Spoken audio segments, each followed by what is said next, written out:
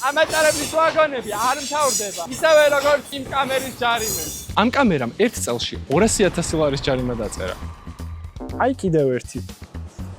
და კიდევ ერთი. თუ დადიანიდან მოდიხარ და ნიკო ფიროსმანის ქუჩაზე აპირებ, ახვევას თადარიგი ადრე უნდა დაიჭირო. წვეტი ხაზი ასახვევამდე გაცილებით ადრე იწყება და სანამ მიხვდები, რომ ახვევა გინდა, არჩევანი უკვე გაკეთებული გაქვს. შუქნიშნამდე რომ მოხვალ ზოლის შესვლა უკვე გვიანი იქნება. კამერა შუქნიშნიდან მოედნამდე გაფიქსირებს და ხაზის გადაკვეთა 50 ლარი დაგიჯდება. აქ უკვე იცი როგორ აიგიდო ჯარიმა. ახლა გეტყვი რა უნდა ქნა იმისთვის რომ საერთოდ არ დაჯარიმდე. ამისთვის ბორბალოს აპლიკაცია უნდა გადმოწერო. ბორბალოს რადარი SSA განახლდა და საქართველოში არსებულ საერთოდ ყველა კამერას გიჩვენებს. ჩართე და მიიღე ხმოვანი გაფრთხილებები, როდესაც კამერას მიუახლოვდები. ეკრანზე ყველა კამერის ხედვის არეშ დაინახავს, სექციური კამერებისთვის კი მათი კონტროლის მონაკვეთსაც. თუ მაინც დაჯარიმდები, ბორბალოში თანხას 6 თვეზე გაანაწილებ. ძალიან ცხელა ხალხო, რომ იცოდეთ რა, დაფასდეთ იმაში, რომ თქვენ არ დაჯარიმდით. გამოიწერეთ ჩვენი არხი და შევხვდებით შემდეგ ლოკაციაზე.